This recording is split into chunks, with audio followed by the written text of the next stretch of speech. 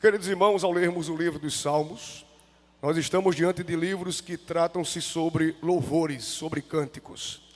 O livro dos Salmos, ele foi escrito quase todo entre os séculos 10 ao século 5 a.C. Este livro contém 150 cânticos ou 150 louvores. O título hebraico dos Salmos é Terrilim, que significa louvores. O título na Septuaginta, que é tradução do Antigo Testamento para o grego, feita no ano 200 a.C., é Psalmoi, que significa cânticos para serem acompanhados por instrumentos de cordas.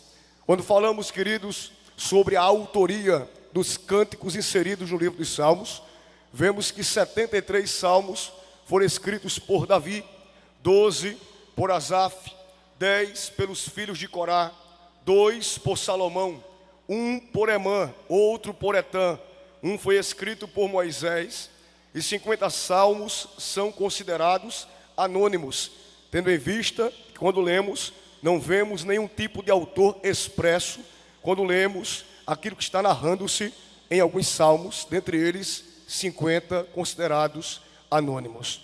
Queridos, com exceção de Moisés, Davi e Salomão, todos os outros autores eram mencionados aqui na Bíblia, e nesse contexto de inscrições dos salmos, eles eram sacerdotes ou levitas com vocação musical e com responsabilidades no culto sagrado durante o reinado de Davi.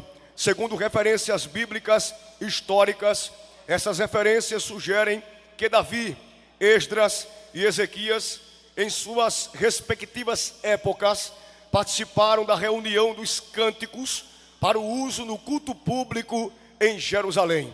Diante disso, meus irmãos, a reunião final do livro dos Salmos deu-se provavelmente nos dias de Esdras e Neemias, entre os anos 450 ao ano 400 a.C.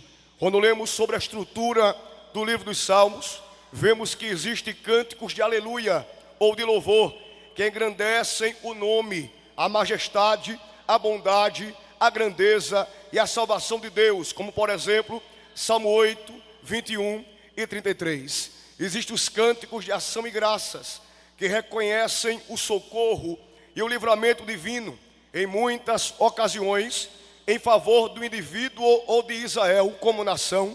Esses hinos eram entoados, como por exemplo o Salmo 18, o 30, 34 e o 54. Como existe também, queridos, os salmos reconhecidos como de oração e súplicas, que incluem lamentos e petições diante de Deus, aonde transmite-se através dos seus cânticos sede de Deus e intercessão em favor do seu povo. Salmo 3, 6, 13 e 43. Salmos penitenciais, que enfocam o reconhecimento, como também a confissão de pecados. Salmo 38, Salmo 32, Salmo 51 e Salmo 130. Existem os cânticos da história bíblica que narram como Deus lidou com a nação de Israel. Salmo 78, 105, 106, 108. Os salmos das majestades divinas, que declaram de forma convicta que o Senhor reina. Salmo 24, 4, 7, 9, 3. Do 93 a 99, vemos que estes cânticos exaltam a majestade de Deus. Quem diz amém, meus irmãos? Existem também os cânticos litúrgicos, compostos para os cultos ou eventos festivos especiais, como o Salmo 15, 24, 45, 68 e do 113 ao 112. Esses últimos 6 cânticos, eles eram cantados anualmente na festa da Páscoa pelos israelitas. Como também existem os salmos de confiança e de devoção, que expressam a confiança que o crente tem na integridade de Deus e no conforto da sua presença, e a devoção da alma a Deus de maneira total. Salmo 11, 16 e o tão conhecido como Salmo 23. Existem os cânticos de romagem, também chamados de cânticos de Sião ou cânticos dos degraus. Estes cânticos, eles eram cantados pelos peregrinos a caminho de Jerusalém, para celebrarem as festas anuais da Páscoa e de Pentecostes e dos tabernáculos. Salmos 43, 46, 48, 76 e 84. Existem os salmos dos cânticos da criação, que reconhecem a obra de Deus na criação dos céus e da terra. Salmo 8, 19, 33, 65, 104.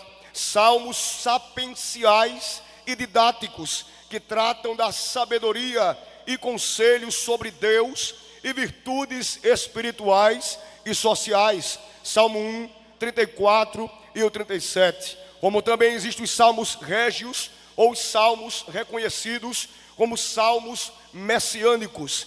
Estes cânticos, eles descrevem certas experiências do rei Davi ou de Salomão, com um significado profético, cujo cumprimento pleno terá lugar na vinda do Messias, na encarnação de Jesus Cristo. Vemos isto, Salmo 2, Salmo 8, 16, 22, 40, 41, 46, 68, 69, 72, 89 e 102. Salmos ou cânticos reconhecidos como salmos régios ou salmos messiânicos. Por fim, queridos, existem os salmos imprecatórios.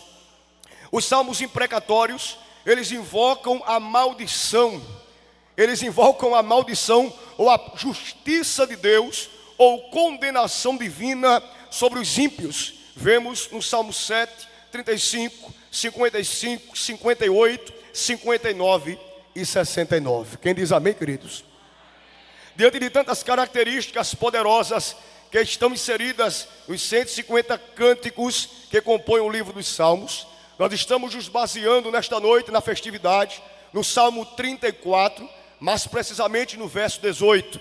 E eu trouxe o verso 18 em 3 versões de Bíblias para a nossa melhor compreensão. Na Bíblia denominada Viva, o verso 18 está escrito assim: o Senhor está sempre perto de quem tem o coração partido e o espírito humilde.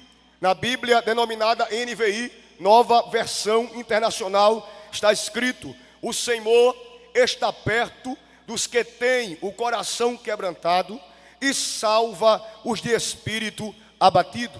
Na Bíblia denominada NTLH, Nova Tradução da Linguagem de Hoje, está escrito: Ele, ou seja, Deus, fica perto daqueles que estão desanimados e salva aqueles que perderam a esperança. Quem acredita nesse Deus aqui nesta noite?